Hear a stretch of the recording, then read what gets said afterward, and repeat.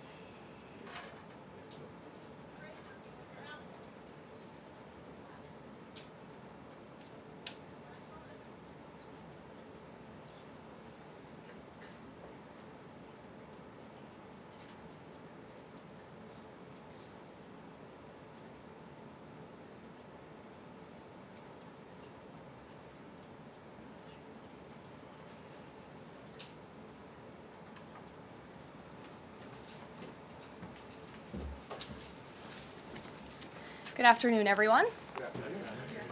Happy Monday. Good to see all of you here. I want to start with a preview of President Trump's very busy schedule for the week. Later this afternoon, the president will be making a major announcement focused on the childhood autism epidemic, alongside his top health advisors who are working to make America healthy again.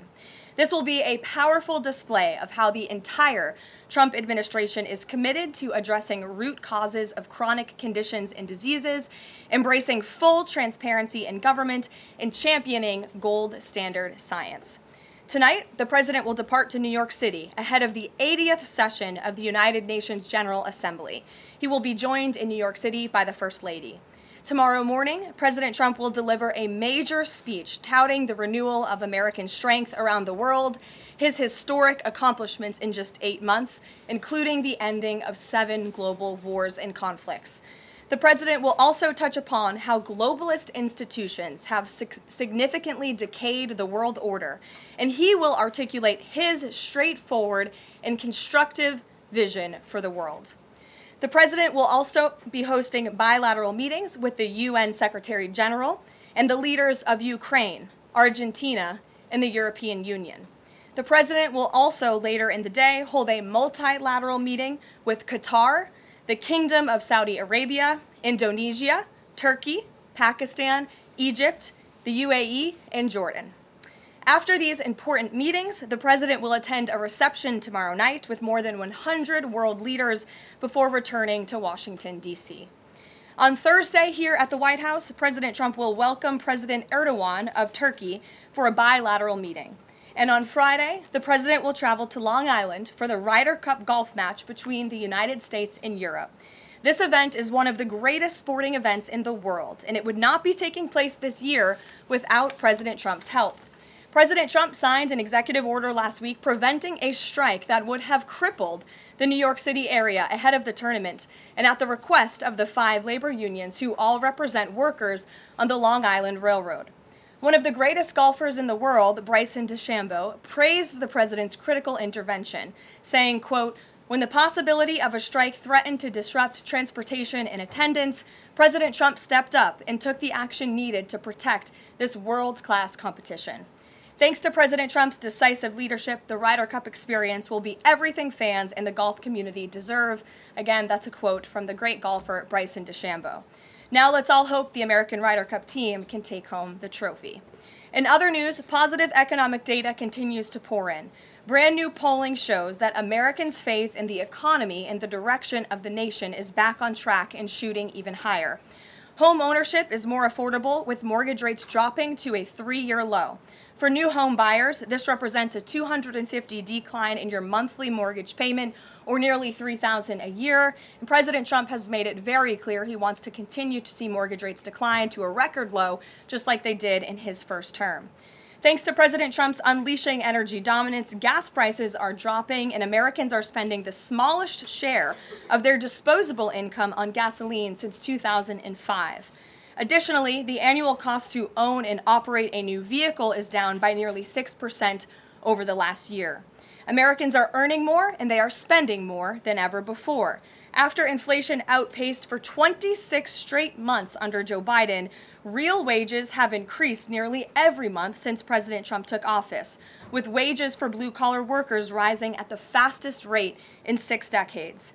Retail sales are also booming, up 5% over last year, and the stock market is booming, and Americans' retirement accounts continue to do well, with the Dow, S&P 500, and NASDAQ all hitting new record highs. In fact, the S&P 500 is up nearly 15%, and the NASDAQ is up more than 21% since Election Day. As part of President Trump's mission to restore America as the manufacturing superpower of the world, he has secured nearly $9 trillion in U.S. investment, nearly 9 times more than Biden attracted in his entire 4-year term, and we expect that number to be upwards of $15 trillion very soon. We're already seeing the initial economic benefits of these investments, with industrial production recently rising to an all-time high. President Trump built the greatest economy in the history of the world in his first term, and we are witnessing him do it all over again. Now, before I open it up to questions, I do want to speak on the heinous political assassination of Charlie Kirk. As President Trump powerfully stated yesterday, this assassination was an attack on everything that makes the United States of America the greatest country on earth. But that attack has completely failed. The heartwarming response from the overwhelming majority of the American people over the past 2 weeks is all of the proof that you need. The assassin who took Charlie's life can destroy flesh and blood, but he can never destroy the values that Charlie stood for. All across the country, millions of Americans have prayed, hosted vigils, attended church services, became politically engaged for the first time, and honored the legacy of Charlie and the ideals he died speaking for. The beautiful memorial service attended by President Trump and 100,000 great Americans in State Farm Stadium yesterday was just the latest example. And Erica Kirk's mercy was one of the greatest acts of grace this world has ever seen. May God continue to watch over Erica and their beautiful children. Unfortunately, there have been some jarring exceptions to this unity. This past Friday, 58 House Democrats voted no, and 38 voted present on a resolution that simply stated, condemning in the strongest possible terms the assassination of Charles James Kirk and all forms of political violence. There were no strings attached to this vote. This was a simple gesture of human decency to denounce political violence. I wish I could say that this was only a fringe group, but 96 votes is nearly half of the entire House Democrat caucus. And they didn't just vote against this basic resolution condemning political violence. A number of those same Democrats took to the House floor to smear Charlie Kirk's name. The man wasn't even buried yet, and Democrat members of Congress were denigrating his memory on the floor of the House of Representatives. This was truly a sad moment and a clear reflection of how radical the Democrat Party has become. Many Democrats in elective office have now been totally captured by a radical fringe of the far-left base who want to dehumanize every person they disagree with. We must continue to call this wickedness out. It's the only way that our nation can heal. For too long, past leaders have offered platitudes while political violence has been allowed to fester and harm innocent Americans. There has been coordinated campaigns dating back years, spearheaded by radical left-wing organizations centered on dehumanizing, intimidating, doxing, and even attacking Americans whom they disagree with. These groups have radicalized impressionable individuals to foment violence. An attempted transgender assassin traveled to Justice Brett Kavanaugh's family home with plans to end his life. An attempted assassin came within an inch of ending President Trump's life in Butler, Pennsylvania, and on the campaign trail, another attempted assassin tried to kill the president at his golf club in Florida.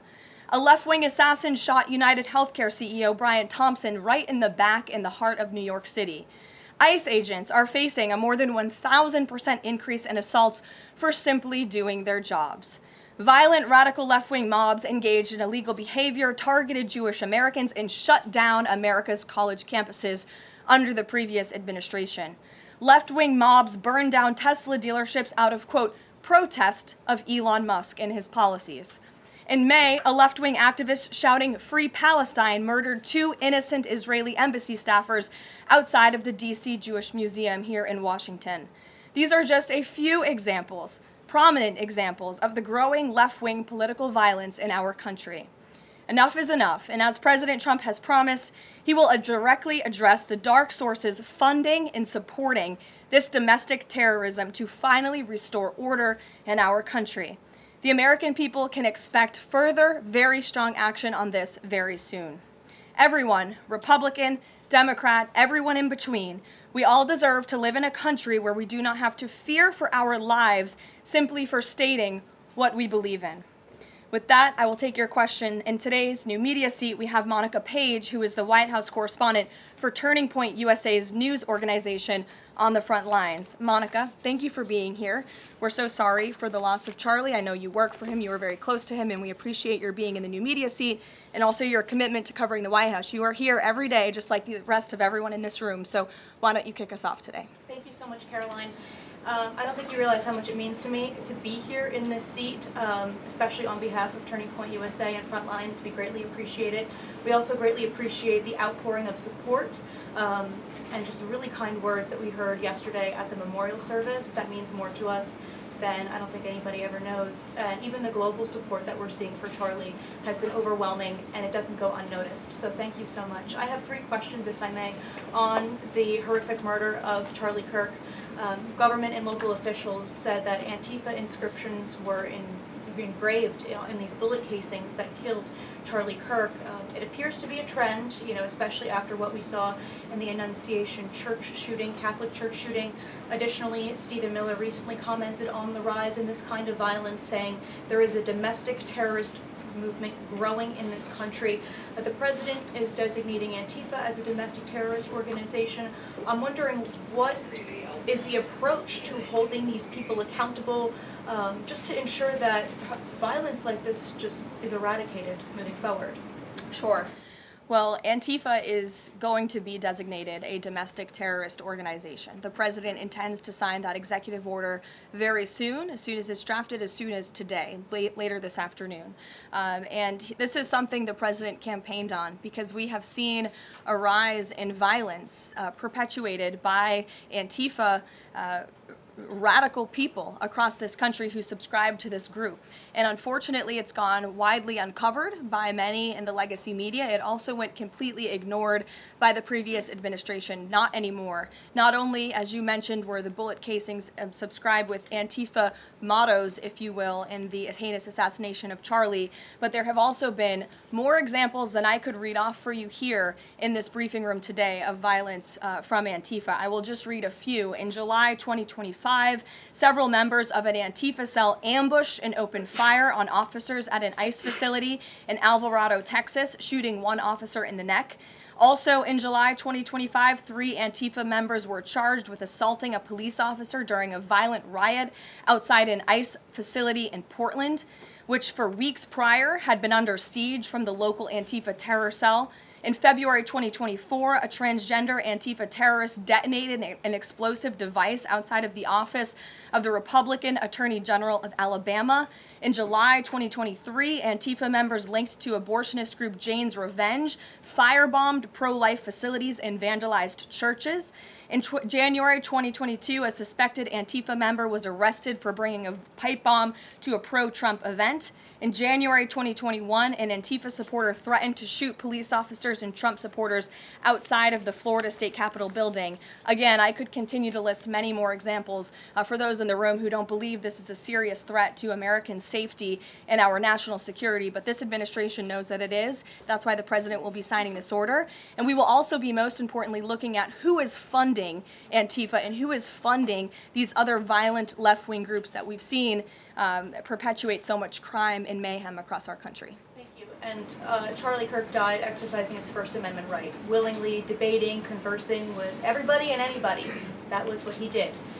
So what message does this White House have now to all Americans who feel like they are too afraid to express their beliefs, their values, their morals in the wake of such horrific violence? I think the president has answered this, and I will leave it to his response, Monica, where he so beautifully said, we have to keep fighting. We have to keep speaking up. We have to keep speaking our mind. I know that's what Charlie would want us to do, and we have a right to free speech in this country. The president supports it. It is protected by our beautiful Constitution, and Americans should not cower in fear. They should rise up in courage to continue speaking the truth. And to end on a lighter note, Caroline, sure. I'd love to know what your favorite memory of Charlie is. Sure. Charlie was a great guy, and he was, of course, a very influential person in the conservative movement, in the MAGA movement. He was so helpful to the president during the campaign and to all of us who worked on that campaign, that historic campaign. I myself had many great memories going on Charlie's amazing podcast and his show. He was always willing to text people with words of encouragement. In fact, my last text exchange with him was the day before he died, and he was asking for my husband and I's address to send a children's book to our son. And I think that just speaks to the type of person that he was. And I know so many of us here at the White House are going to miss him very much. Thank you, Caroline. Thank you. Gabe. Caroline, thank you. Regarding the autism announcement, Sure. Why now? Does the administration have new data that hasn't been published previously showing a possible link between acetaminophen and autism?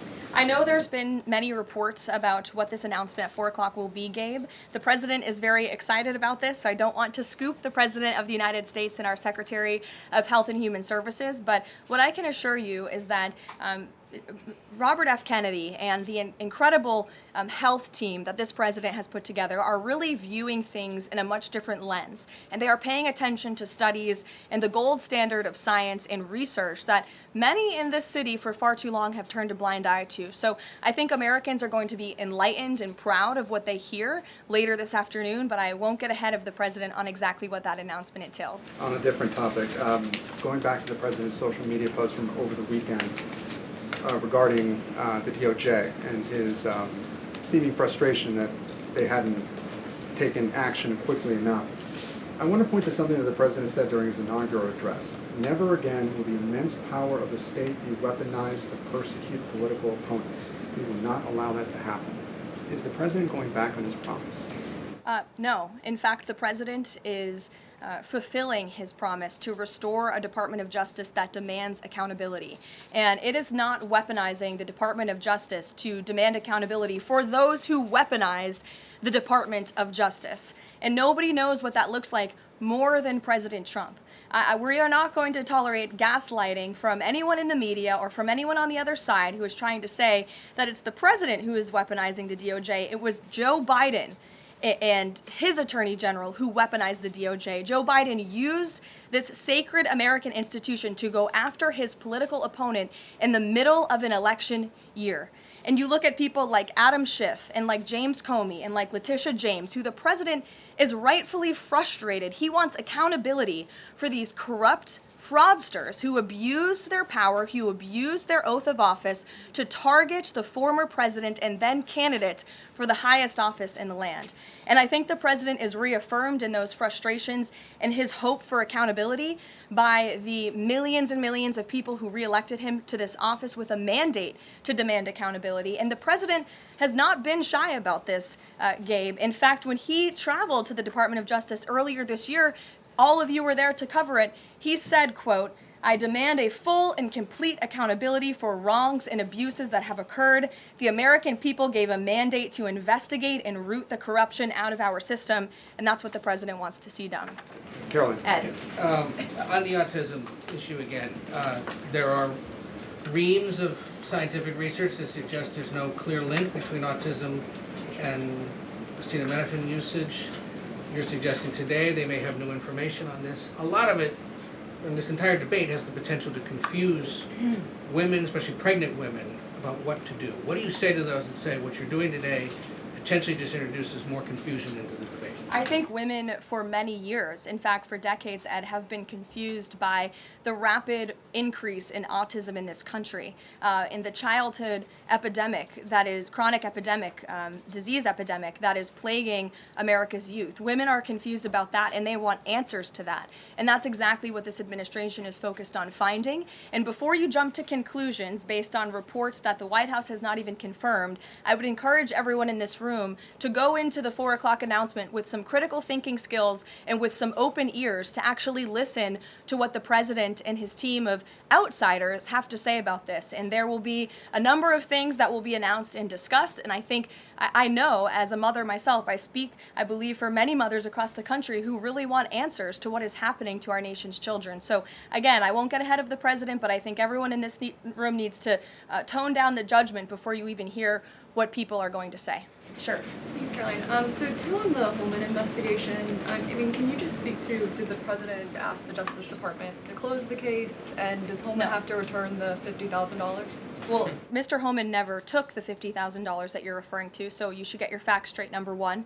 Number two, this was another example of the weaponization of the Biden Department of Justice against one of President Trump's strongest and most vocal supporters in the midst of a presidential campaign. You had FBI agents going undercover to try and entrap one of the president's top allies and supporters, someone who they knew very well would be taking a government position months later. Mr. Holman did absolutely nothing wrong, and even the President's Department of Justice, even Kash Patel's FBI, looked into this just to make sure. They had a number of different prosecutors and FBI agents who looked into this. They found zero evidence of illegal activity or criminal wrongdoing.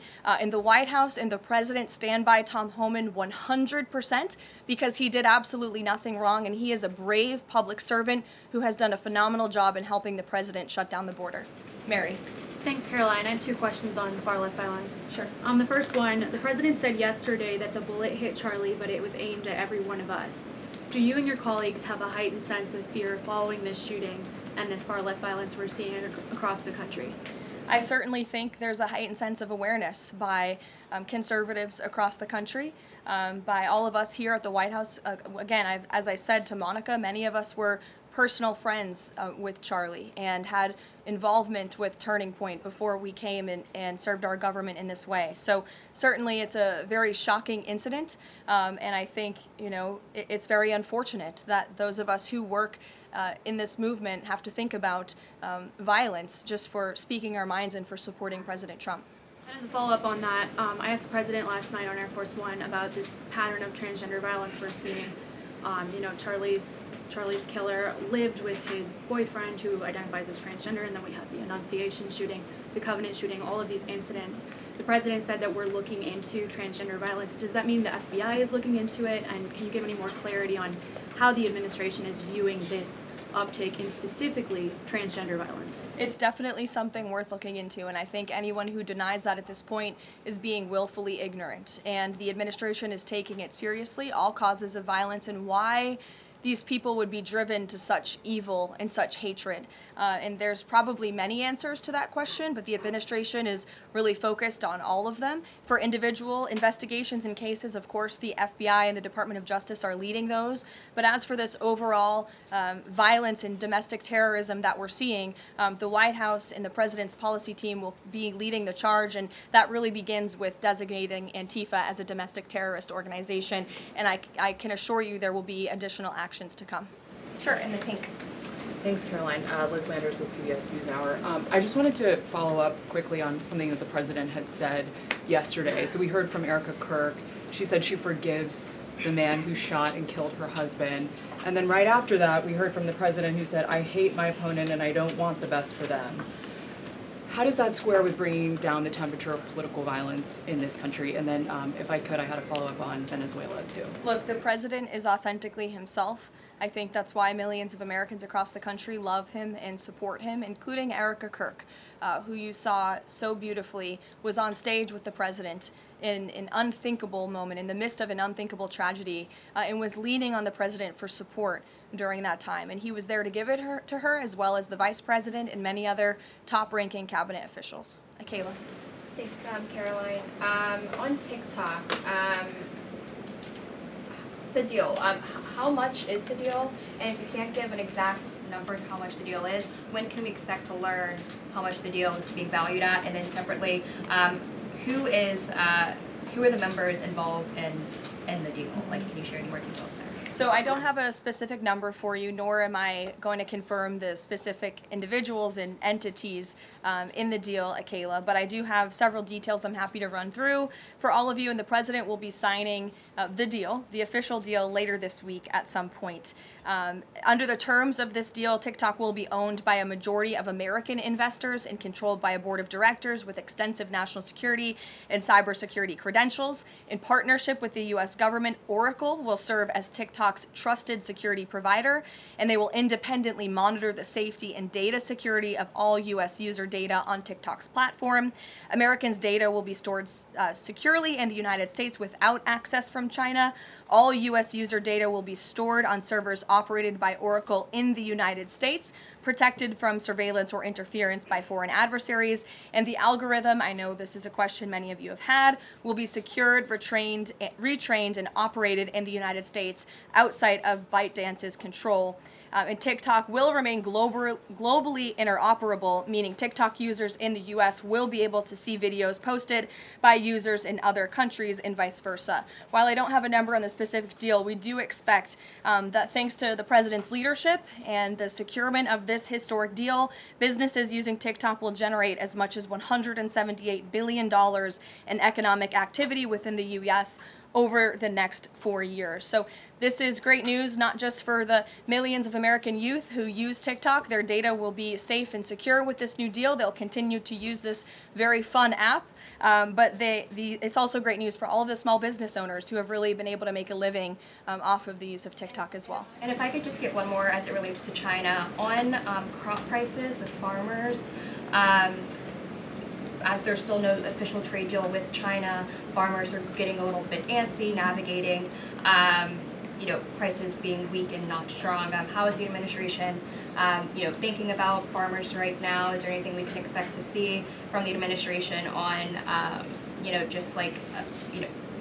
sort of bailing farmers out should prices continue to not work in their favor? Well, the administration is completely understands the anxiety of farmers. We're very much aware of this issue. It has been a part of our discussions, the trade team's discussions with their Chinese counterparts. As for any specific actions, I don't have any news on that for you today, but I can fully assure you the entire National Economic Council in this building, as well as our Secretary of Agriculture, Brooke Rollins, have been talking with the trade team about this. There's been many meetings on this, and they are on the ball, but I don't have anything specific for you today.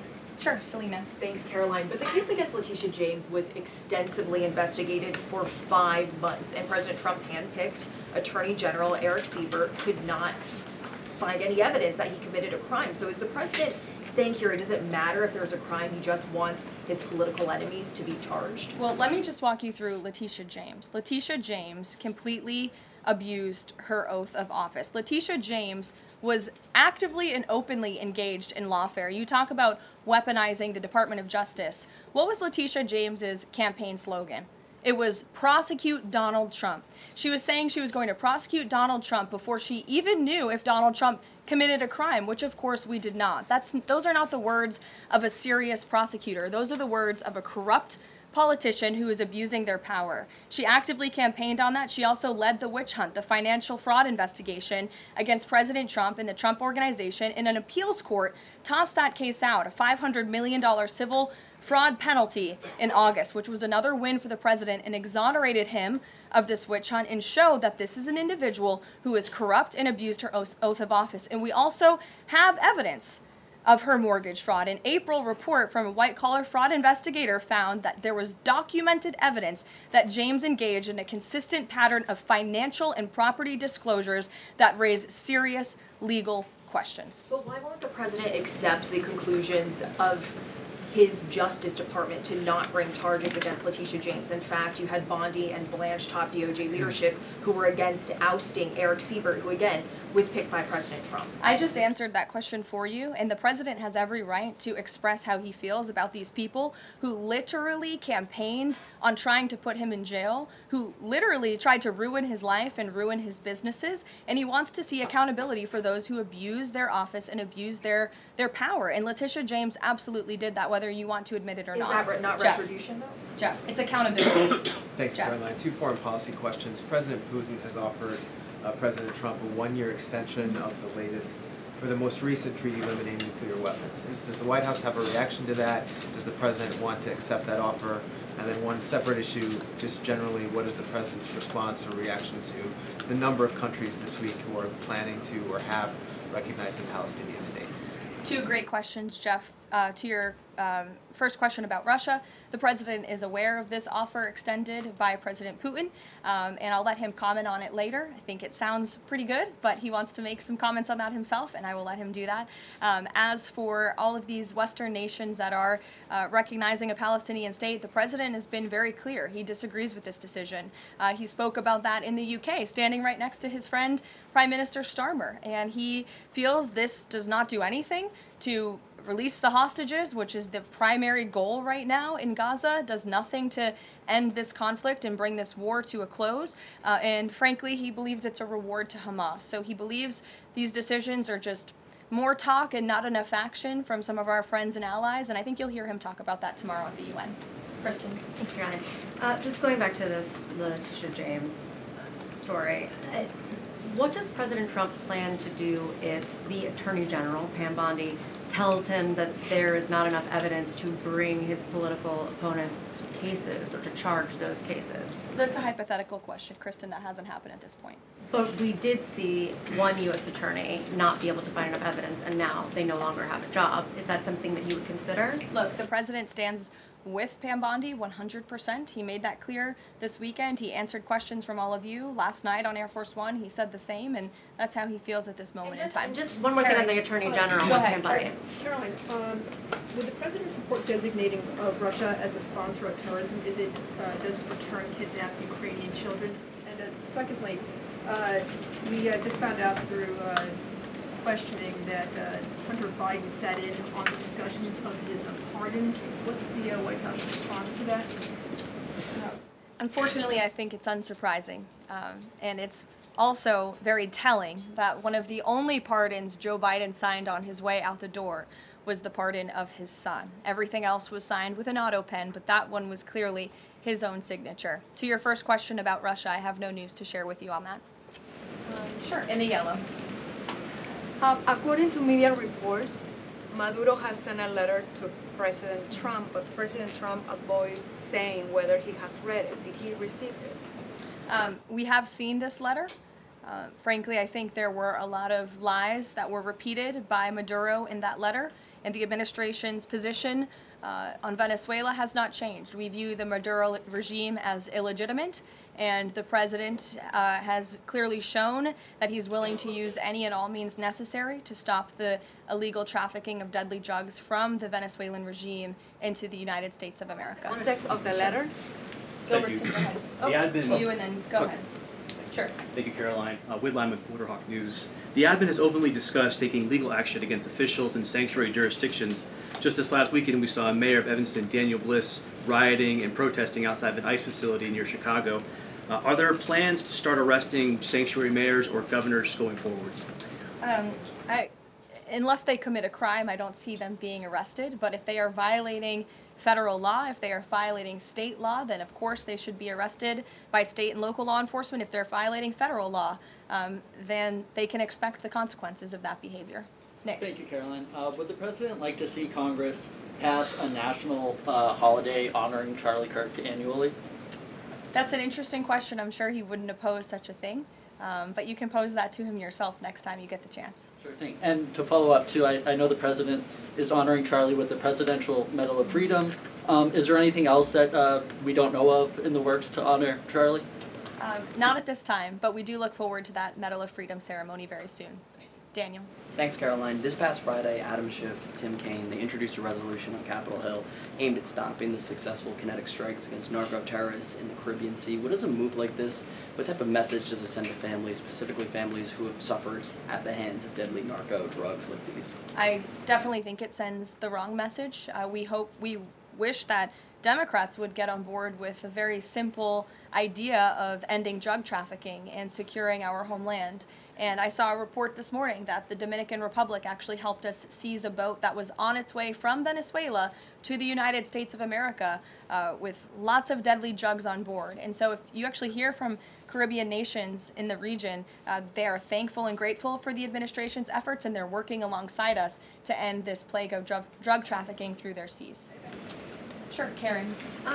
Over the weekend, Democratic leaders Chuck Schumer and Hakeem Jeffries sent a letter to the White House asking for a meeting with the president to talk about government funding. Has the White House responded to that letter, and will the president sit down with them to talk about this, given that deadline is now 8 days away? Discussions are ongoing with both Republican and Democratic members of Capitol Hill. I don't have any meetings or any scheduling updates for you today, but what I will share is that what this White House wants and what Republicans want. We want a clean funding extension to keep the government open. That's all we're advocating for, a simple, clean budget extension, a straightforward, responsible solution to keep the government open to November 21st and allow the full year appropriations process to move forward.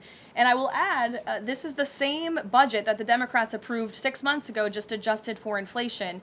And unfortunately, all of a sudden now, they want to shut down the government. And if the government is shut down, it's only going to, it will be the fault of the Democrats, and it will only hurt the most vulnerable in our country, our seniors, our veterans, our military families, and increasing security for members of Congress, which is something this White House and the administration supports. And if you look back at the statements made by Chuck Schumer and Hakeem Jeffries in the past, they too have advocated against a shutdown and for keeping the government open.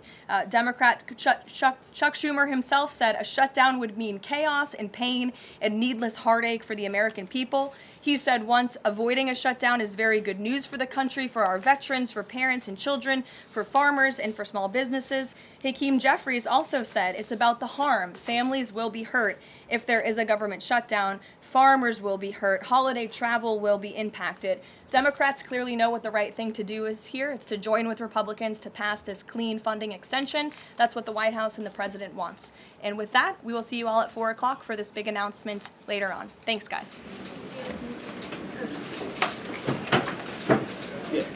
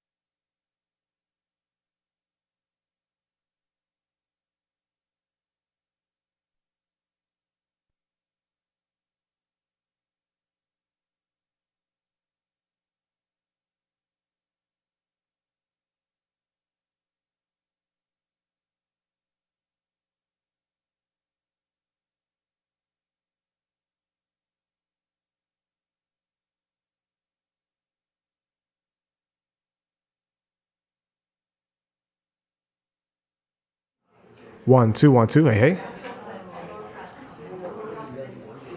Audio check for everyone in the room. I got 1 thumbs up. Do I got thumbs up from Cuts? Check 1, 2. Thumbs up. Okay, good to go.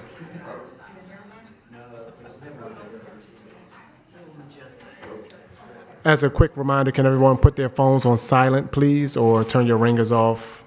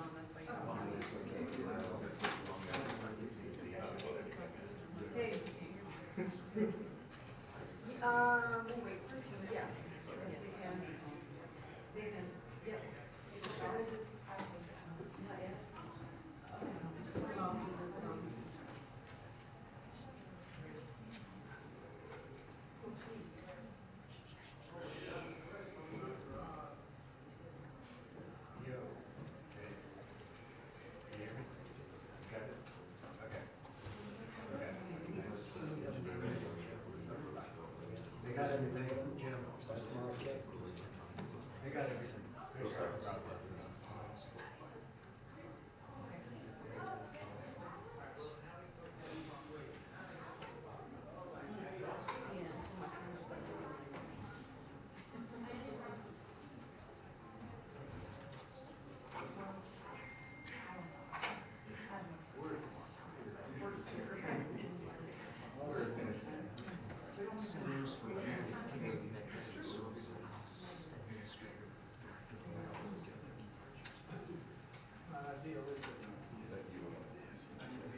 Yeah, they marked this letter.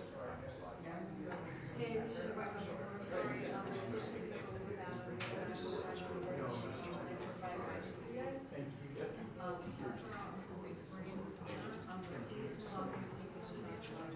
Yeah, I know. I don't think that's a problem. No, I think that will be done later, privately. It won't be part of this.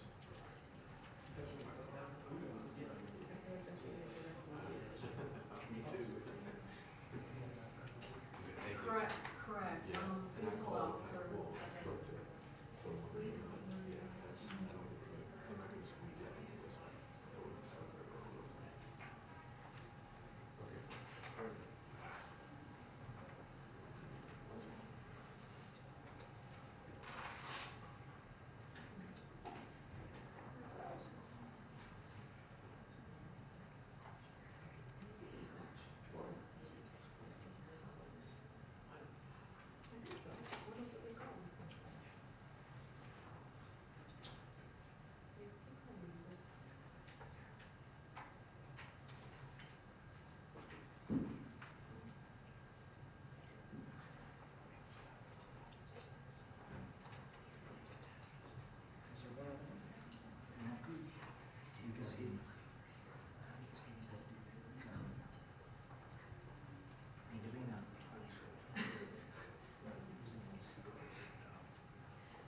All right. Yes, please hold up.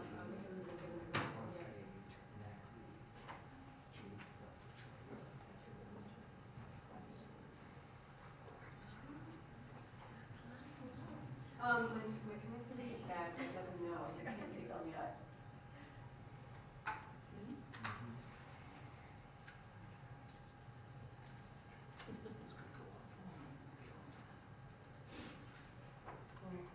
It's literally right over now.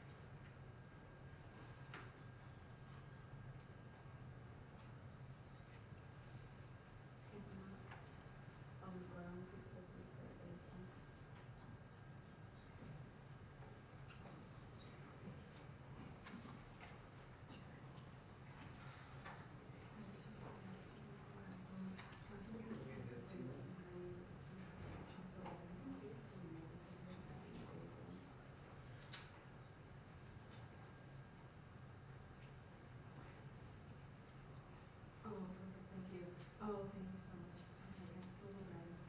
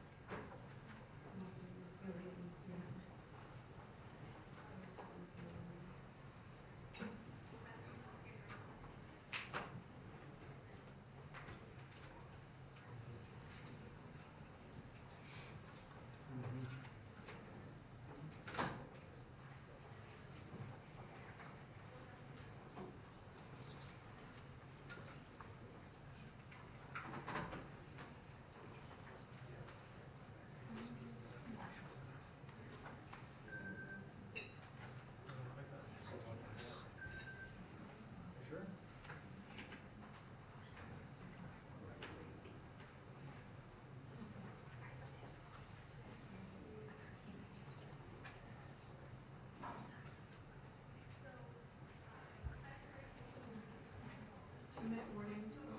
2-minute warning.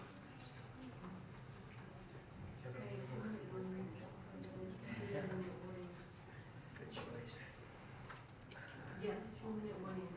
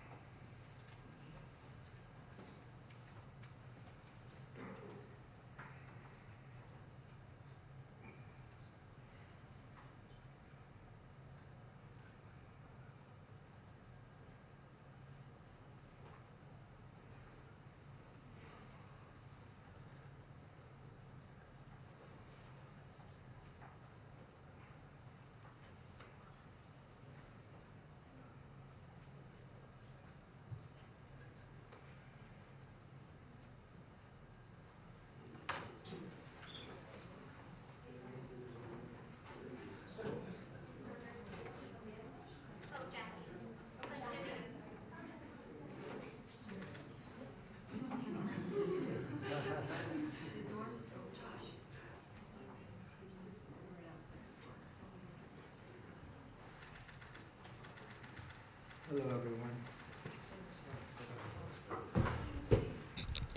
Thank you very much. So I've been waiting for this meeting for 20 years, actually.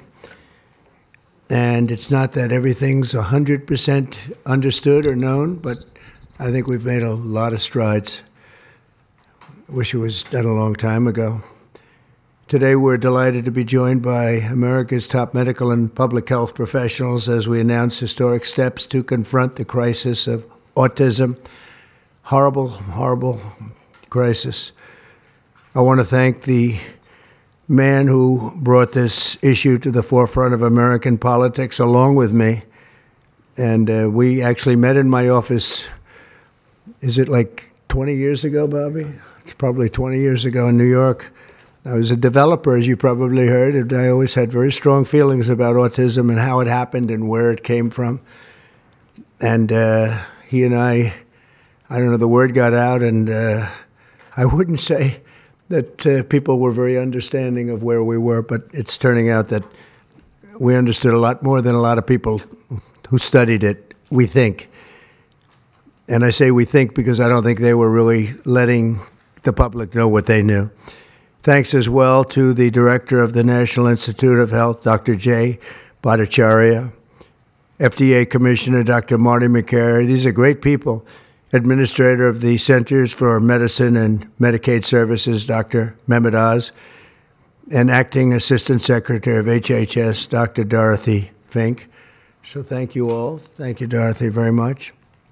The meteoric rise in autism is among the most alarming public health developments in history. There's never been anything like this.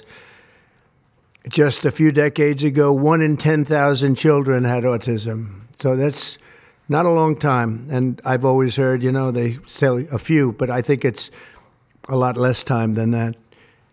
It used to be 1 in 20,000, then 1 in 10,000. And I would say that's probably 18 years ago.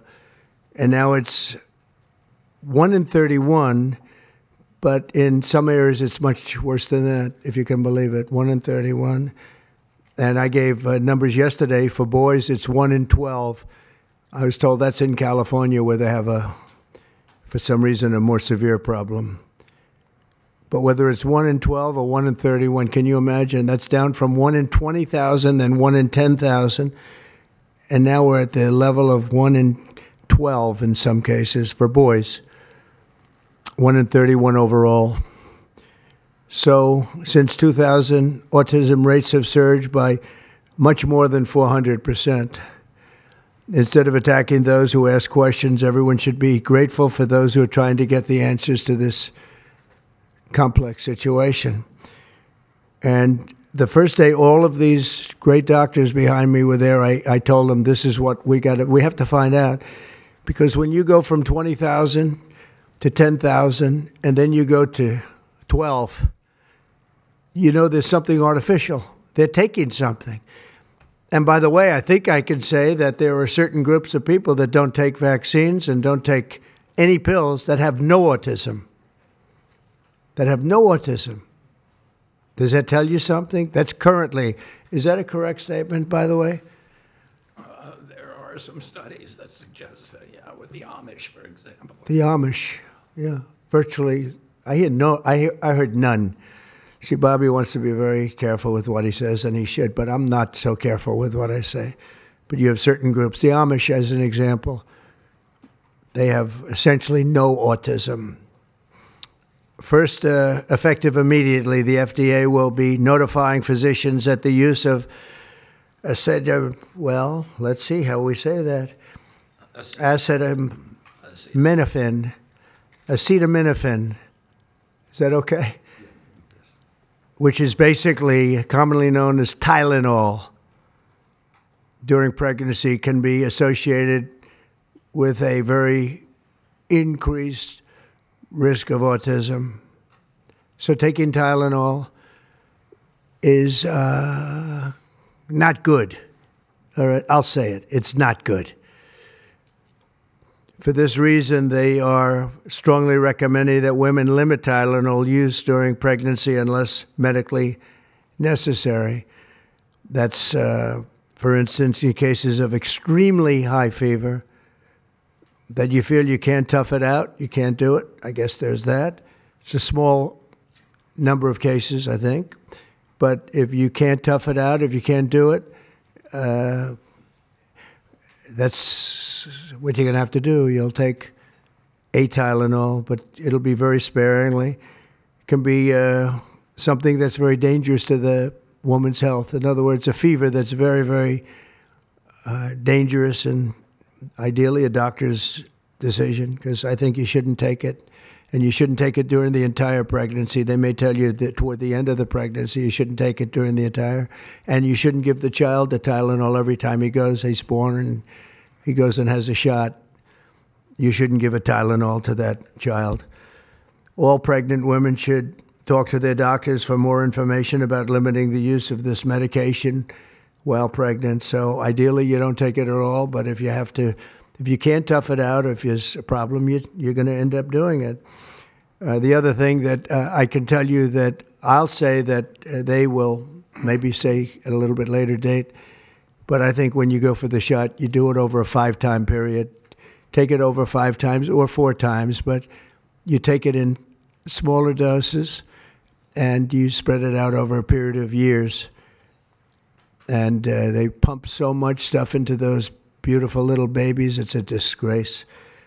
I don't see it. I think it's very bad. They're pumping, it looks like they're pumping into a horse.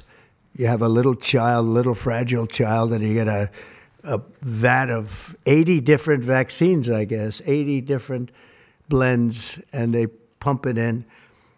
So ideally, a woman won't take Tylenol.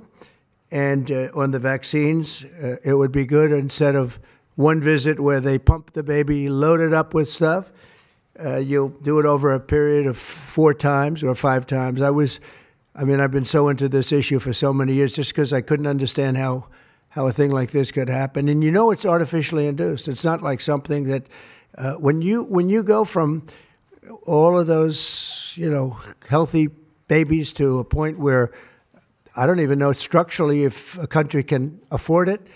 And that's the least of the problems. To have families destroyed over this is just so terrible. I also, and we've already done this, we want no mercury in the vaccine. We want no aluminum in the vaccine. The MMR, I think, should be taken separately. This is based on what I feel, the mumps, measles, and all the 3 should be taken separately. And it seems to be that when you mix them, there could be a problem. So there's no downside in taking them separately. In fact, they think it's better, so let it be separate. The chicken pox is already separate, because when that got mixed in, I guess they made it 4 for a while, it really was bad. So they make chicken pox. Individually, they're okay. When you mix them, something maybe happens. So there's no downside in doing it. It's not like, if you do it, bad things. No, it's only good side. And it may not have that much of an impact, but it may have a big impact. So let those be taken separately. And then hepatitis B is sexually transmitted. There's no reason to give a baby that's almost just born hepatitis B. So I would say wait till the baby is 12 years old and formed and take hepatitis B. And I think if you do those things, it's going to be a whole different, it's going to be a revolution in a positive sense in the country.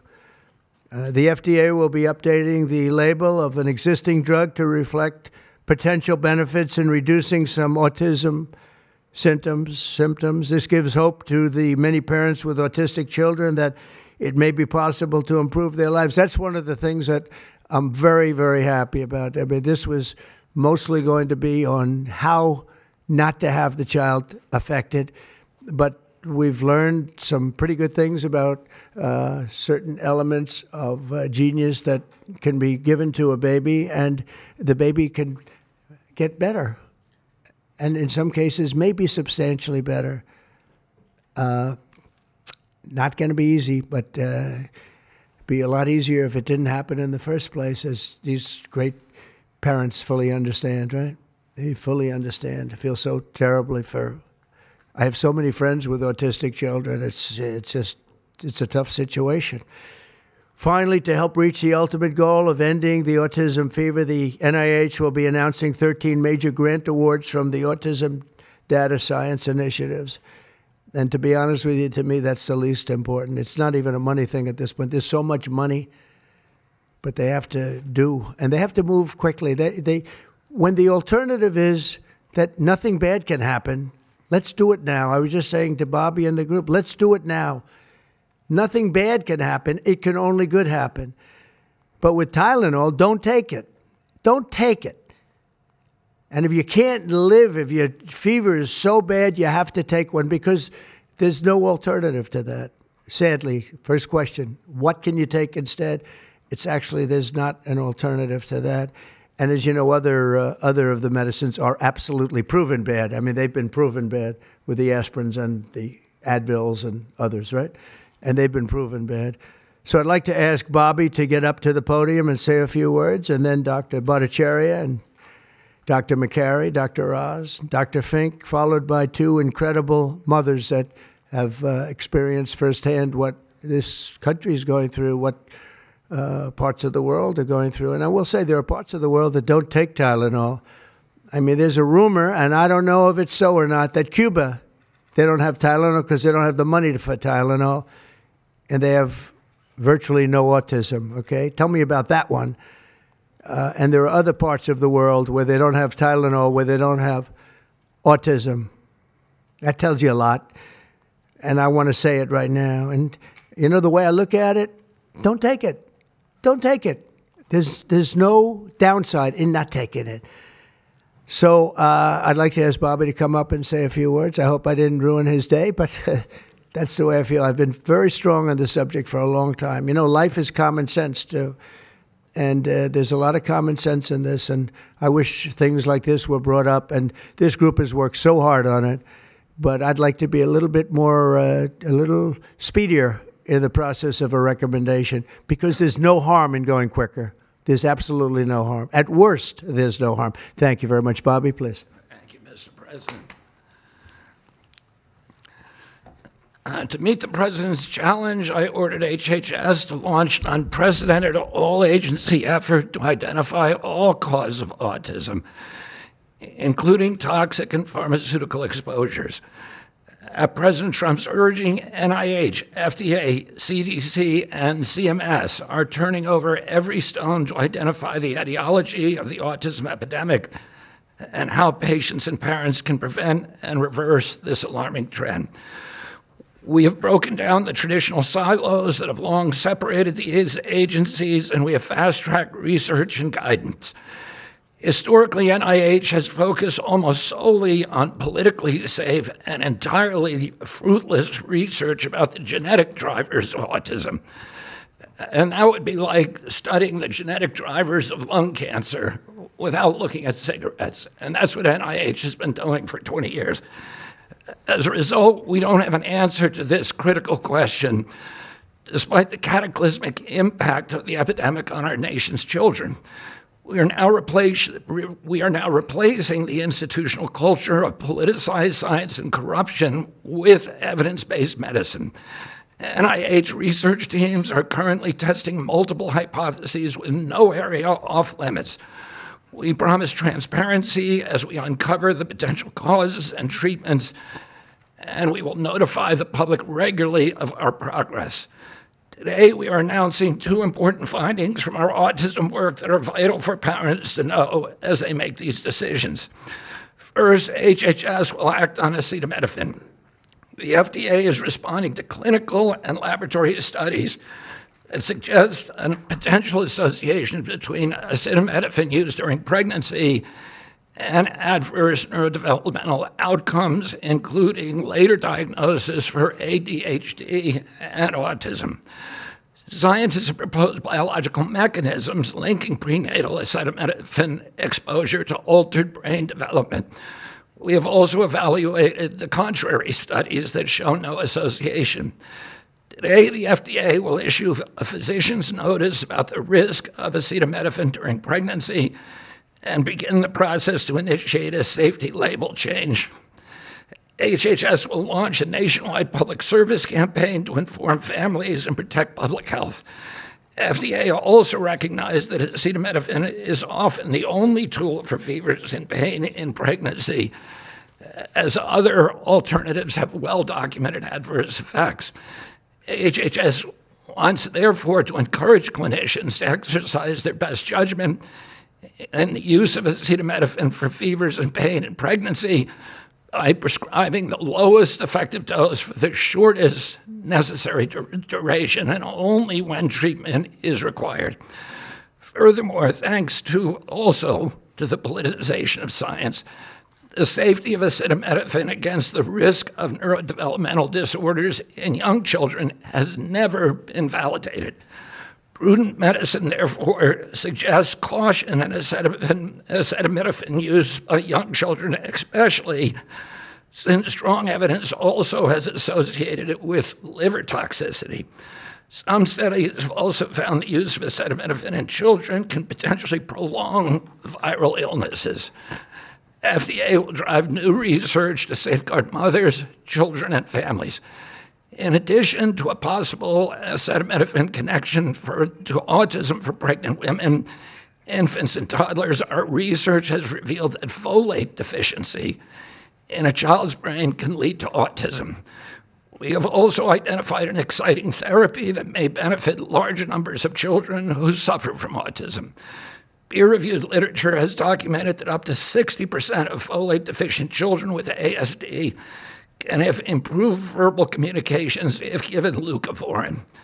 I have instructed NIH, FDA, and CMS to help doctors treat children appropriately. Jay will help tell that story, which started with sound science, the kind that restores faith in government. This announcement also represents a historic collaboration between NIH, FDA, CDC, and CMS. We expect this to be the first of many announcements over the coming years that deliver actionable information to parents on underlying cause of autism and the potential paths for prevention and reversal. Autism is a complex disorder with multifactorial etiology. We are continuing to investigate a multiplicity of potential causes with no areas of taboo. One area that we are closely examining, as the president mentioned, is vaccines. Some 40 to 70% of mothers who have children with autism believe that their child was injured by a vaccine. President Trump believes that we should be listening to these mothers instead of gaslighting and marginalizing them like prior administrations. Some of our friends like to say that we should believe all women. Some of these same people have been silencing and demonizing these mothers for 3 decades because research on the potential link between autism and vaccines has been actively suppressed in the past. It will take time for an honest look at this topic by scientists. But I want to reassure the people in the autism community that we will be uncompromising and relentless in our search for answers. We will perform the studies that should have been performed 25 years ago. Whatever the answer is, we will tell you what we find. We are researching this issue to all 3 agencies. Jay will discuss one of our research initiatives at NIH. This model of unleashing unbiased, depoliticized, gold standard scientific research and academic freedom to deliver actionable information to prevent and reverse disease will be a model for the framework to deliver similar results for many other chronic conditions that plague Americans. Jay? Thank you, Secretary Kennedy, and thank you, President Trump. Thank you very much. I'm proud to announce today that the NIH has launched the Autism Data Science Initiative to turbocharge autism research, devoting an additional $50 million to the cause of studying autism. Nearly 250 research teams from across the country applied, sent in their applications, and were peer-reviewed by the NIH review panels. The NIH peer reviewers chose the 13 best projects focused on root causes and therapies, with replication and validation studies to guarantee gold standard science. The studies feature a new kind of science called exposomics, where scientists consider environmental and medical factors, nutrition, events during pregnancy, in combination with biology and genetics to answer vital questions about autism. Science like this, conducted in partnership with families and physicians, is the best way to arrest and reverse the autism epidemic. Autism spectrum disorder encompasses a very wide range of symptoms, ranging from mild difficulties with social interactions to profoundly autistic children who experience severe disabilities in speech and behavior. Given this wide range of symptoms across the spectrum, it seems certain that there will be a wide range of biological contributors to explaining the cause. The great thing about the new NIH initiative on autism is that scientists will use rigorous advanced methods in causal inference, machine learning, organoids, and other fresh approaches to the problem. The sharp rise in the prevalence of autism deserves an urgent response by the scientific community. As Bobby said, the NIH has invested a lot of money to study autism over the years, but the research has not produced the answers that families and parents of autistic children deserve, and autistic children themselves deserve. For too long, it's been taboo to ask some questions for fear the scientific work might reveal a politically incorrect answer. Because of this restricted focus in scientific investigations, the answers for families have been similarly restricted, often pointing families to behavioral therapies that don't work for every kid or suggest non-modifiable genetic factors as the cause. But genetics alone can't explain such a sharp rise in autism prevalence over just a few decades, as the president said. In coming months and years, as NIH scientists learn more that can help autistic children and their families, we won't delay. Like scientists often like to do, I can say as a scientist myself, it's really tempting to delay, but but in face of a problem like this, you have to move fast. But we will not delay before telling American people about what we find, and we will win the public trust with transparency and rigor. Already, our broadened focus on autism research has pointed to 2 items that will help families prevent and treat some cases of autism. I'll leave the good news on these 2 items to my close friends and colleagues, Dr. McCary and Dr. Oz. We've been working together closely on this problem for the past 6 months, and our cooperation represents an unprecedented collaboration with Secretary Kennedy's Department of Health and Human Services and with President Trump. I'm delighted to introduce Dr. Marty McCary, Commissioner of the Food and Drug Administration, who will tell you about these announcements of practical help for families with autism. Great, thank you, Dr. Bhattacharya. Mr. President, this is the start of a historic shift in medical culture. This administration is working together to ask big questions about why our nation's children are getting sick so fast. Too often, medicine is doing small little studies, giving us answers we already knew. But we've got to make a difference. You've given us a charge to identify root causes, and we are not going to stop so that we can end the suffering we are watching. And if you've seen a kid with autism, with severe autism, it's hard to watch. Kids get frustrated, they get angry, they can be crying because they want to speak and they can't speak. It's hard to watch, and it may be entirely preventable. For an epidemiologist, that child is an expanding statistic. But for a child, it can be brutal to have autism. Today, the FDA is taking action to update the label on acetaminophen and sending a letter to all U.S. doctors letting them know about the risks in pregnancy. We now have data we cannot ignore. There's a very large study, the Boston Birth Cohort, with researchers that have, from Johns Hopkins, my former institution, and Boston University, found quote-unquote consistent associations between acetaminophen in pregnancy and autism. And the Nurses' Health Study with researchers from Yale, Columbia, and Harvard looking at 9,000 kids found that acetaminophen use in pregnancy was associated with neurodevelopmental disorders. And 4 weeks ago, a Mount Sinai Harvard study reviewed all the existing literature and found the overwhelming body of evidence points to an association. Sure, you'll be able to find a study to the contrary. That's how science works. But to quote the dean of the Harvard School of Public Health, there is a causal relationship between prenatal acetaminophen use and neurodevelopmental disorders of ADHD and autism spectrum disorder. We cannot wait any longer. And honestly, there's been this perfunctory, reactionary, mindless practice in medicine. I learned it in medical school and residency. Just treat all fevers, low-grade fevers, treat them with acetaminophen. Why? What are we doing? A study out of Hopkins actually showed that treating a fever can prolong the duration of illness in a young kid. Maybe that's because a fever is a body's natural way of ridding an infection. When my wife was pregnant and delivered our son a few months ago, they pushed her to take acetaminophen for a low-grade fever. She said no, and then they looked to me and I said, absolutely no. I'm also here to announce good news.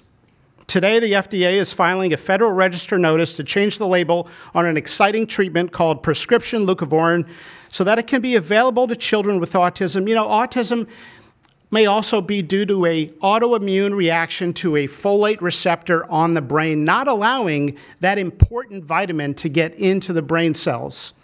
It's a fairly established, mature pathway. Again, we have a duty to let doctors and the public know. We are going to change the label to make it available. Hundreds of thousands of kids, in my opinion, will benefit. One study found that with kids with autism and chronic folate deficiency, 2/3 of kids with autism symptoms had improvement, and some marked improvement. Mr. President, you told us to do what's medically right, to go bold, and not worry about the corporations and the lobbyists. So that's what we're here doing today. Thank you, Mr. President. Good, thank you. Thanks, Marty. I think you all appreciate the passion in the President's voice. We've been hearing that since the inauguration. In fact, even before the inauguration, the President was upset about what he spoke to today. And so together with Secretary Kennedy, who's made it his life's work to address some of these challenges with autism, they challenged us. In fact, they were harsher than that. They wanted no silos to break down what the NIH would do, what the FDA would do, what CMS would do. They insisted that the physician leaders bust through the clutter because their agencies had the power if we didn't do what every other prior administration had done, which is to let people function within their siloed environments. Because of that, in historic fashion and a very accelerated manner, we have a response today to the autism crisis. It is the first of several chapters, but this is breaking news. You've heard some of it. The response to the autism crisis is going to continue to come to you under Secretary Kennedy's leadership, and the President wouldn't have it any other way, as you've heard. The FDA, based on NIH research, is approving prescription leucovorin for treatment of autistic children. Now, if you're following the script, there should be two questions that you have, two questions that should come to your mind. The first is, how will patients and parents get access to the treatment? I'll tell you how. Over half of American children are covered by Medicaid and CHIP, government health insurance, over half. And therefore, because they're covered in Medicaid and CHIP, upon this label change by Marty, state Medicaid programs in partnership with CMS will cover prescription leucovorin around the country.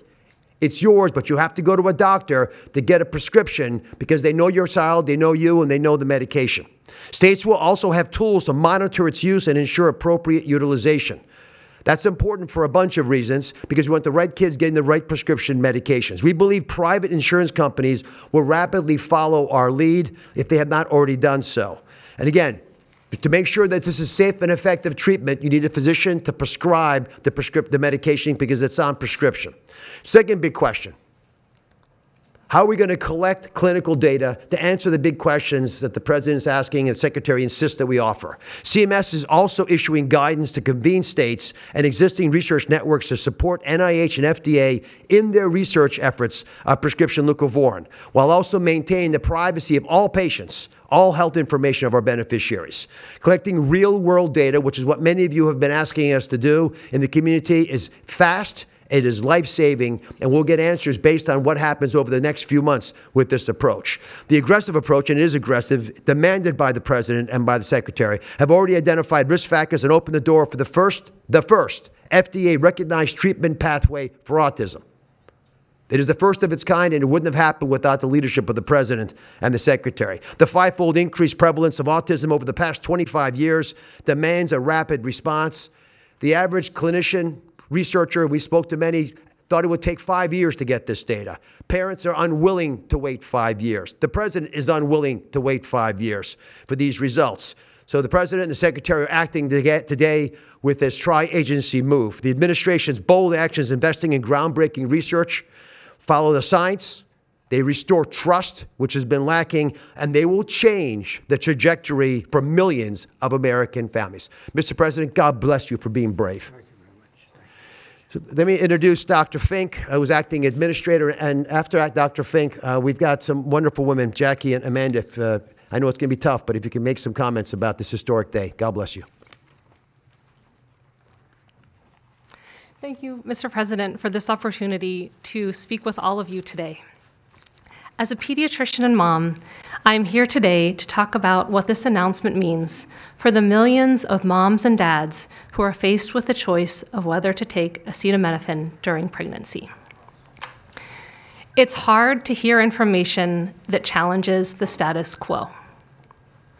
We are sharing this information not to confuse, but to empower parents to make the best choices when taking medications during pregnancy.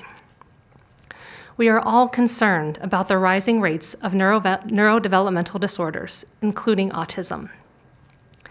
President Trump and Secretary Kennedy are dedicated to radical transparency so that patients have the best, most up-to-date information. We are also sharing this information with our nation's doctors, and we encourage you, as always, to consult with your doctor to make the best decision for you. All too often, it's easy to think that medicines we buy without a prescription pose little to no risk for the mom or the baby. As you heard today, pregnant women who need high fever or pain reduction during pregnancy should take the lowest effective dose of acetaminophen for the shortest possible duration. Most women will not meet these indications during their pregnancies. I am encouraged by these developments today because it is another example of our commitment to the American people to leave no stone unturned in improving the health of our nation's children. Next, I'm going to turn it over to some incredible mothers who are going to share more about their stories, and we're so grateful to have you here today.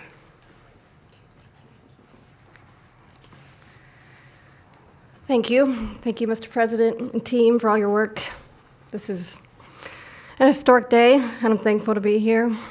I have a son who's 5 who is profoundly autistic, and you've probably heard if you've met one autistic child, you've met one autistic child. It's a spectrum, which I don't think the spectrum is helpful, but that's another conversation. He is an amazing little boy, a blessing from God. He's marvelous. He can count to 1,000. He knows all of his letters and the sounds they make and a word for each one. But he also has a lot of obstacles. He is nonverbal. He can say those numbers and letters, but there's no communication. Unless you've lived with profound autism, you have no idea. You have no idea. He, like you said, he will get frustrated because he can't speak. It's not even that he can't speak. Sometimes he just doesn't understand what I'm saying. He understands the word no, but he doesn't understand the why behind the no. And that's a huge part of discipline. That's the discipline. So it's very hard to discipline a child with autism, so you have these behaviors. And it's a very hopeless feeling. It's very isolating being a parent with a profound autistic child. Even just taking them over to your friend's house is something we just don't do because, again, they're going to be met with no, no, no, and no understanding of why. And then there's a meltdown. And then you're in a situation where you're just helpless and you're just trying to protect your kid. So it's just better not to do it. You learn your limits, and it's been really hard. This is amazing that we're here today. And no one has been able to point to anything to say this is what caused it, and you can't point to that and say it didn't cause it. I have no idea. I'm completely open. I'm not blaming anything, but I'm open to the discussion and the fact that there's work being done to find answers. I'm very grateful. I was already excited to vote for Mr. Trump anyway, Mr. President, but when we got word of RFK doing his work, I was ecstatic. I could not wait for this work to be done, that somebody would try to find us some answers. I'm just very grateful. I pray for my son every day, and hope that he can get the help that he needs. And just thank you. Thank you. Thank you very much. Thank you, Donna. You take care of yourself. Thank you.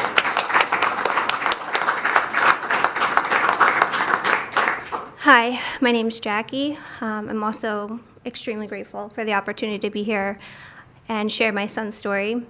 My son is Eddie. He's 11. He's on the opposite end of the spectrum from what Amanda just explained. He's considered high functioning. He was not always high functioning. He was nonverbal till the age 4. We've had quite a hard time to get to the place where we are today. I am just so grateful to President Trump and the entire administration for finally listening to moms who have been crying out for help, for answers for years. I've met so many other moms with children on the spectrum in the 9 years since my son's diagnosis, and they all have very similar stories. And they've all just wanted somebody to listen, to not ridicule them or look at them like they were the crazy people. It's hard when you don't have doctors that take the time to really listen and find out when the change happened and what change happened. And it's just, I've been praying for this day for 9 years, and I'm so thankful to God for bringing the administration into our lives. And I'm speechless. This day is a day I never thought would happen. I thought that we would never have an administration that was courageous enough to look into things that no prior administration had. So I'm just here to express my gratitude, and I am looking forward to what comes from this, and hopefully we just get more answers. So thank you. Thank you very much. So I just want to say acetaminophen is basically Tylenol, essentially, because I noticed that term is used throughout this conference. So it's essentially Tylenol. And I just recommend strongly that you don't use Tylenol unless it's absolutely necessary. I understand it's maybe 10% of the women that are pregnant are, would perhaps be forced to use it. And that would mean you just can't tough it out. No matter what you do, you can't tough it out. So that's up to you and your doctor. But there's a very strong recommendation, maybe stronger from me than from the group, because they're waiting for certain studies. I just want to say, I want to say it like it is. Don't take Tylenol. Don't take it. If you just can't, it's just fight like hell not to take it. There may be a point where you have to, and that you have to work out with yourself. So don't take Tylenol. Other things that we recommend, or certainly I do anyway, is, and it's so important to me to see the doctor 4 times or 5 times for a vaccine. Don't let them pump your baby up with the largest pile of stuff you've ever seen in your life going into the delicate little body of a baby. Even if it's 2 years, 3 years, 4 years, you just break it up into, I would say 5, but let's say 4 visits to the doctor instead of 1. And certain things I think you should do. We've already taken out and are in the process of taking out mercury and aluminum now. You know what mercury is. You know what aluminum is. Who the hell wants that pumped into a body? And there were rumors about both of them for a long time. But we're having them taken out. We're having them taken out of the vaccines. Hepatitis B, again, that's sexually transmitted.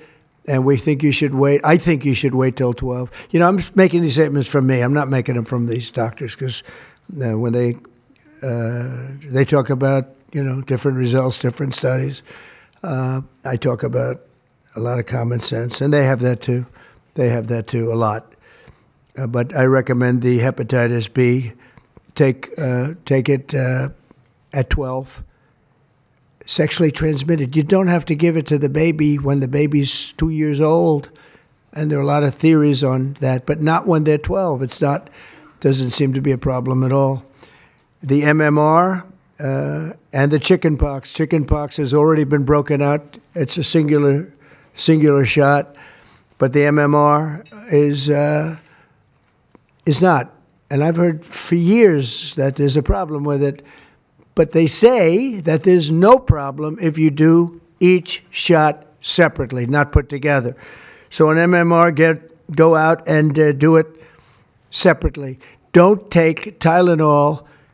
Don't give Tylenol to the baby after the baby's born. Every time the baby gets a shot, the baby gets a shot. They say, here, take a cup of Tylenol. I've heard that for years. Take Tylenol.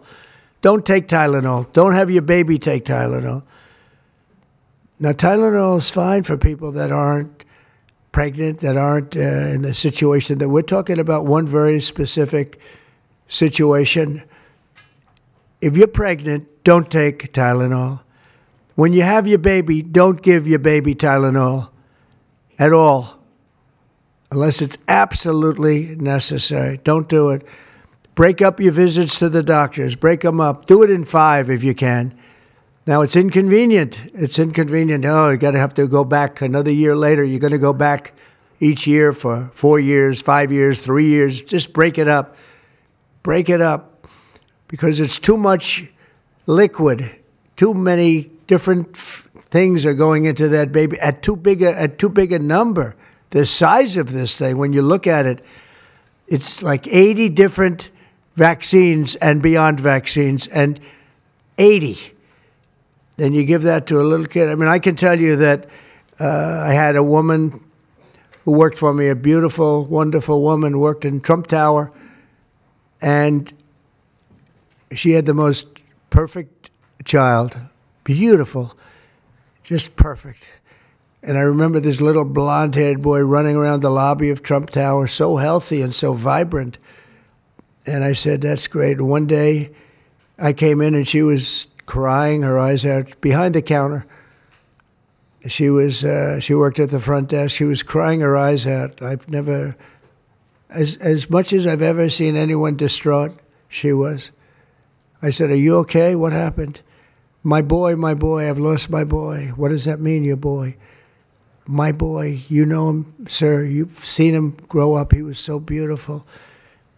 And I took him for a vaccine, sir. And he developed this unbelievable, I think she said 107, 108. You know, it goes well beyond when this happens. It goes up to 106, 107, 108. You know, we hear 105 and you're in trouble, but it just goes up to a level that you never hear about, but it goes up very high. And it's fried. They get fried. She said, I took him, he developed an unbelievable temperature. And I've lost him, sir. He's gone. And then I saw the boy. It was so tragic to see. That was the following day. That was the following day after the vaccine. And I've seen it 2 other times, and I think 3 other times, but 2 other times, where they go to the doctor and they get the vaccine, they get the shot. The kid is,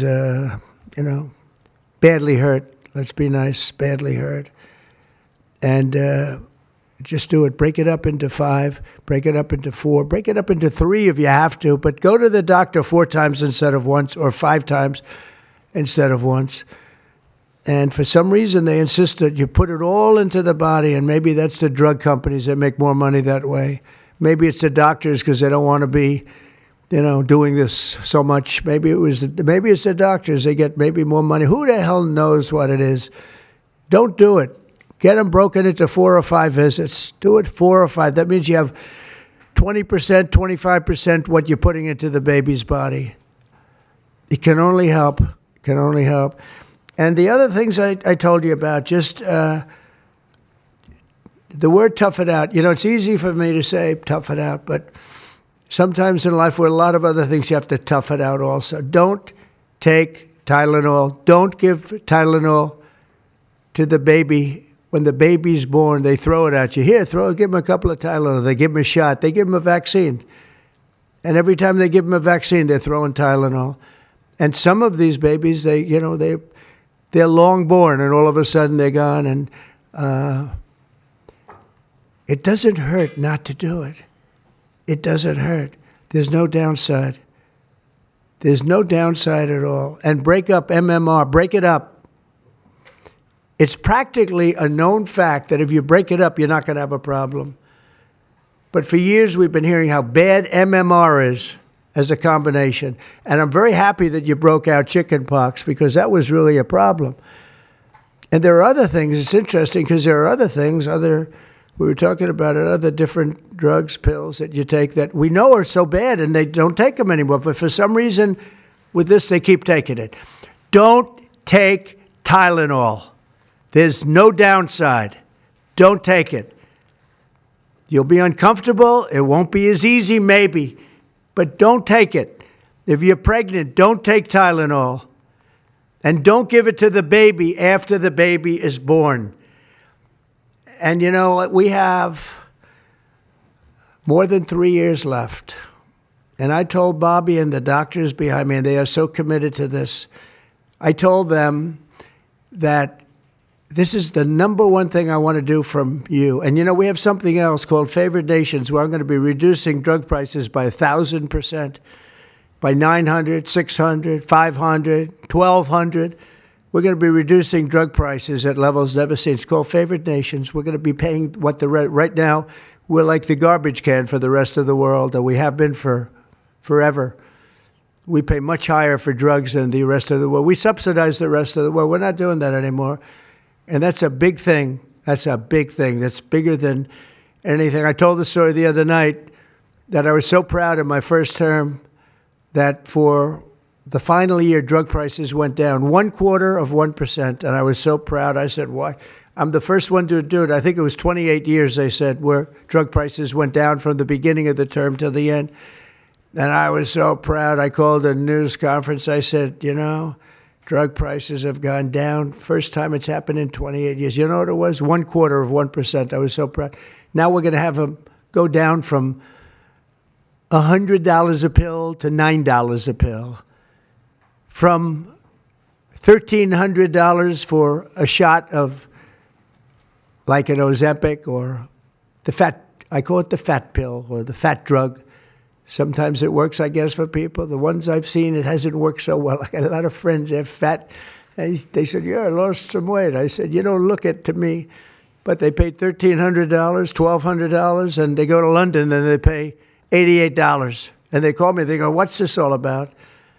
We're subsidizing the rest of the world stupidly because we have a lot of stupid people in this country running things. And how big is that? But to me, that's nothing compared to autism. I see that gorgeous boy. I have a big present for him in the back. You know, you bring him back. We're going to bring him into the Oval Office. I have the best present he's ever going to get, okay? A big one. I saved it for you, okay? Because I heard you were coming. Look how beautiful he is. So that's it. There's nothing much to say. Don't take Tylenol if you're pregnant, and don't give Tylenol to your child when he's born or she's born. Don't give it. Just don't give it. And we're going to have, I think, really, if you do all the things that I say, break it up. Just break it up. Break up the shots with the doctor. MMRs, as I told you, separate, separate, separate. Chickenpox already separate. You do these things. I'm telling you, I want to, when I leave office, I don't want to have, it's going to be the kind of number that we're hearing where it's 1 in 32 or 1 in 10, because I've heard 1 in 10 also. And in California, it's really bad. I want it to be, let's get it back to maybe 1 in 10,000 or 1 in 20,000 or maybe none in 20,000. And the only way you're going to do that, because this is artificially induced. This is induced by something. You don't go from 1 in 20,000 to 1 in 10,000, then to 1 in 10. That means you're taking something and something's wrong. And I feel very certain, and I know I'll be criticized. Someday they'll look back and they'll say, well, it wasn't, but I think it will. I think we're going to have a tremendous, this is the most important thing. There's nothing more important than me. We cured inflation that Biden gave us. He gave us so much inflation, the biggest ever in history. We got inflation done. We brought prices down. We gave you the largest tax cuts, all that stuff. It doesn't mean a thing compared to what we're doing today. This means everything. So we're going to save a lot of children from a tough life, really tough life. We're going to save a lot of parents from a tough life. Okay, how about a few questions? Let's just make it on this subject. This is so beyond as a subject that I'd rather not talk about, some nonsense on the economy. And I will say this, The economy is unbelievable. The stock market just hit another record high and all that stuff. This means more to me. Yeah, please. Mr. President, I have one on your announcement, one on vaccines that's also related. Yes.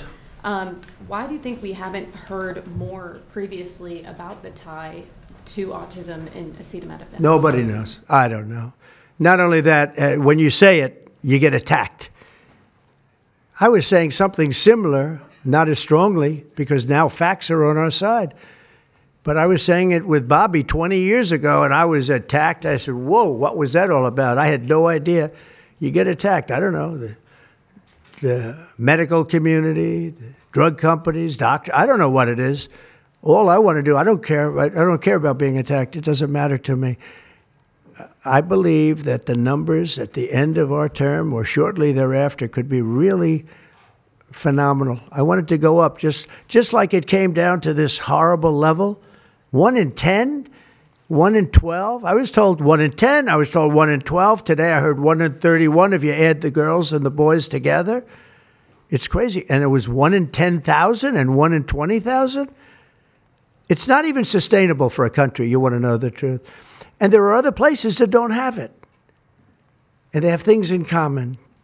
And that's called medical research. Yeah, please. Mr. President, I'm curious as you look at the trend lines, yeah, how much of this is the causation of acetaminophen and how much is sort of better diagnosis, doctors, researchers having a better understanding of what is on the autism spectrum?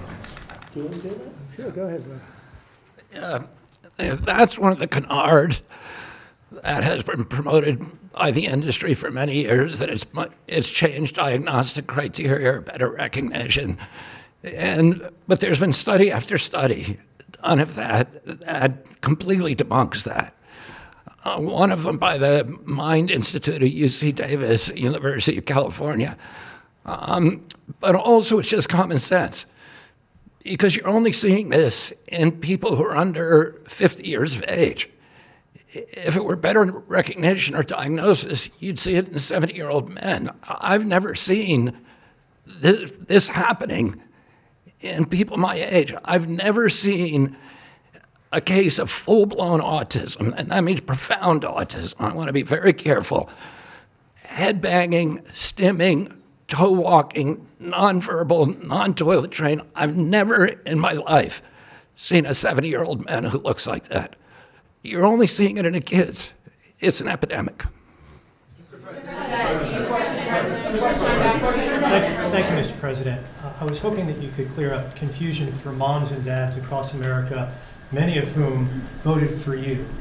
There's a statement that was put out by the American College of Obstetricians and Gynecologists, and in their statement, they write, acetaminophen remains a safe, trusted option for pain relief during pregnancy, and that's at odds with what you said and with what many of the experts say. How do you clear up this confusion? That's the establishment. They're funded by lots of different groups. And you know what?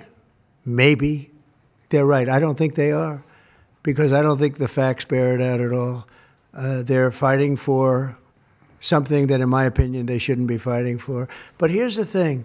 There's no downside to doing, other than a mother will have to, as I say, tough it out a little bit. There's no downside to doing this. It's not like, oh, if you do this, you're going to die. There's no downside. There's no downside to going over a 4-year or a 5-year period or a 3-year period, or even if you space them out for 6 months, you space it out. There's no downside.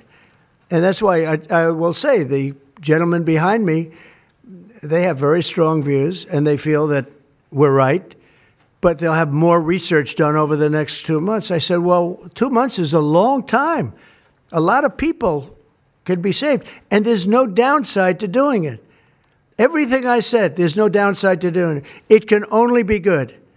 And I think you're going to see very good results. That's establishment stuff, and we've been reading that about a lot of things for years. And you know what's happened? We've gone from 1 in 20,000 to 1 in 10,000 to 1 in 32 to 1 in 10. Think of it. 1 in 10 or 12 or 1 in 31. Think of it. 1 in 31 people, young kids, get autism. What is it, Jeff? My question is about leucovorin. You mentioned that as part of your plan. That is also a chemotherapy treatment. Have you been in touch with the drug companies to Why don't increase I have the production doctor about answer that? that? And just, I'm going to throw in my follow-up at the same time. Dr. Oz mentioned that this will be available with CHIP, children who are on CHIP. But the big beautiful bill reduced funding for CHIP and Medicaid by $1 trillion over the next 10 years. Are you concerned that that will impact your ability to get this drug I'll out? explain it to you in a second, but please go ahead. Thank you. Thank you. Leucovorin is not a chemotherapy, but it is a vitamin given with chemotherapy sometimes. And the idea here is that the folic acid receptor in the brain is blocked by some antibody response. It might be 20, 40, 50% of kids with autism. And leucovorin will bypass that blocked receptor. And that's why so many doctors are probably seeing so much clinical improvement on kids with leucovorin.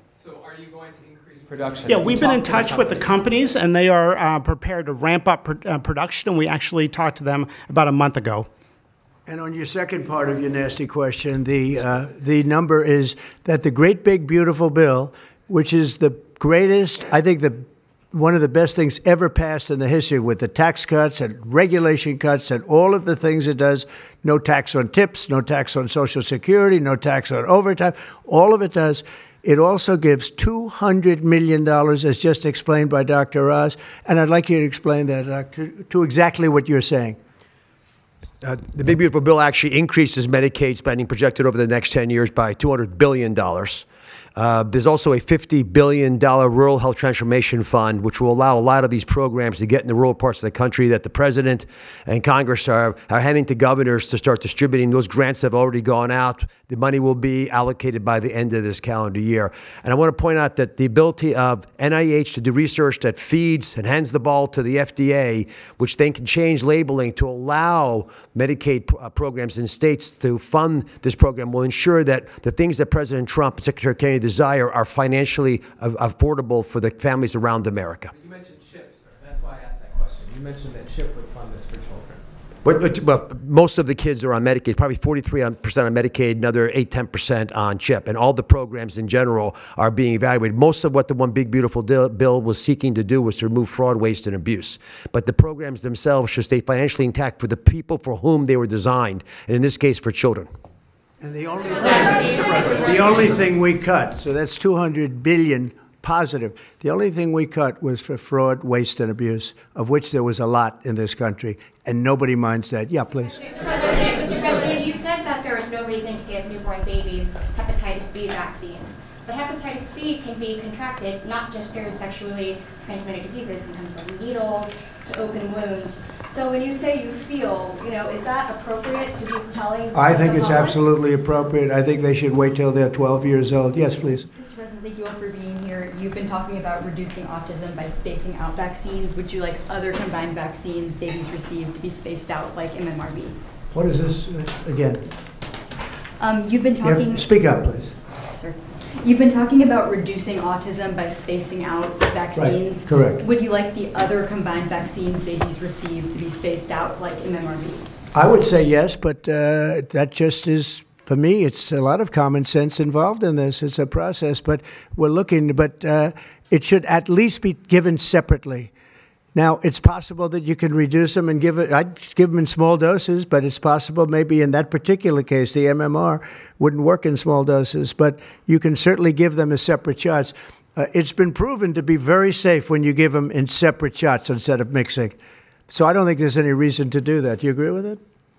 I'm not a doctor, but I'm giving my opinion. I don't think there's any reason to do that. So it's been proven to be safe when you break them up. But MMR by itself, I've heard bad things about it for many years. Yes, please. Mr. President, is the spectrum too broad, in your opinion? For research purposes, you are dealing with a population of children who might have social boundary difficulties, and then you have children who are, going to grow up to be adults with diapers. I mean, what do you think? We don't know how broad the spectrum is. We don't know exactly where it starts and where it ends, but we do know what we're going through. We're going through some very serious trouble, and we know autism. I mean, it could be bigger, it could be small, a little bit smaller, but the number is unacceptable. And the number, the way it's come down, because the spectrums remain the same, the number, the way it's come down is just unacceptable, meaning come down to that level of 1 in 10, 1 in 12, 1 in 31. Mr. President, medical professionals. Go ahead in the back. President, this question is more directed towards Secretary Kennedy. It was talked about that we're just kind of finding out about the fact that babies are affected this way. Is there a concern that information is being suppressed right now within HHS, and could an investigation perhaps be launched seeing any more Well, I think information has been really not given out very freely over the years, absolutely. And I think that's by drug companies and maybe doctors, but I certainly think that over the years. I think this is a different group. We have a lot of information. And that information, I mean, it's the information that we have that we're making these statements. And I'm making them out front, and I'm making them loud, and I'm making them strongly not to take Tylenol, not to take it. Just don't take it unless it's absolutely necessary, and there's not too many cases where that will be the case. And again, what's the worst? The worst is nothing can happen. It's very positive. That's a positive thing. But I don't believe I don't actually believe that's possible. I think the results are going to be amazing. I want to see amazing results by the time I leave this beautiful building. And I will consider this, I believe, with the wars, I've stopped 7 different wars. I've saved millions of lives. I've done a lot of things. This will be as important as any single thing I've done, because I know ladies, beautiful ladies just like this that are going through the same thing. And it's not easy, and I admire you for being able to do it. But I admire him, too. I wish I had a face that looked like that. If I looked like him, I would have been president a long time ago. Tylenol is widely used in other countries, too. As you make this announcement, do you expect your decision may affect I other hope they countries? follow it, yeah. I hope they follow it. Yeah, other countries are, sell Tylenol. Some countries don't. I mean, I hear Cuba. Now, again, you'll have to check this out. But I hear Cuba doesn't have it because it's very expensive. And they don't have the money to have it, or they don't want to spend the money to have it. They don't have Tylenol. And I hear they have essentially no autism. So you'll have to check it out. Yeah, Brian. Medical professionals have warned for decades. I said, no, not you. You're CNN. You're fake news. Go ahead, Brian. Thank you, Mr. President. I want to go back to the Amish community, if I can, just for a second. I recently saw a man from Minnesota, an Amish man from Minnesota, on a podcast, and the host asked him what the rates were for like ADHD and autism, and he had no idea about ADHD, didn't know that it existed, and certainly didn't know of any cases. What are they doing? It doesn't exist with the Amish community, and they don't take all of this junk. It doesn't exist. That tells you, doesn't that tell you? That's like, that's like certain countries where it doesn't exist and they don't take it. Would you like to make a comment about that, Mark? The Amish population, a very mixed group. So there's a subset that take vaccines, a subset that does not. And we know they have very low rates of chronic disease all across the board.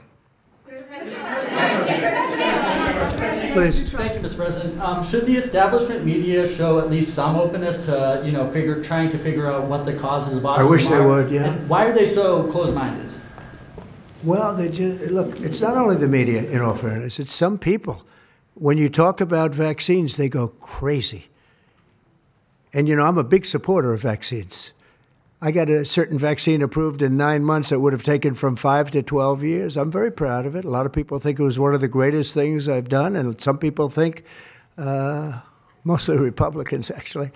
I'll tell you, the Democrats think it was, they think Operation Warp Speed was one of the greatest things any president has done, any president.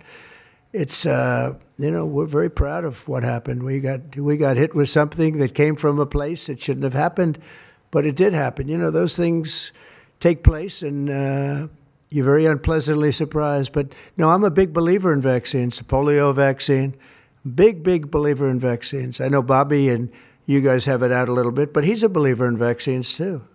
But I've seen how great vaccines can be, how incredible they can be. So I'm a believer. Yeah. Sir. Yeah, please.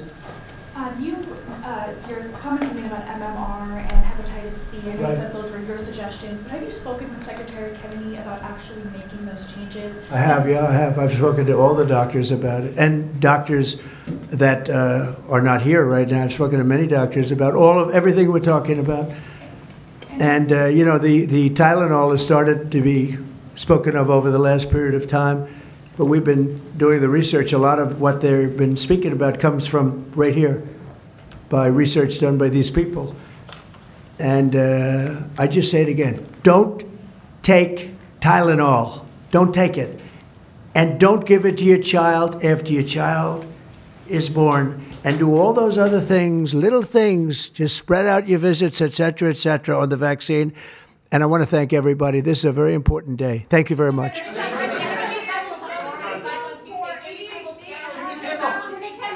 What do you mean with the Democratic leader, sir?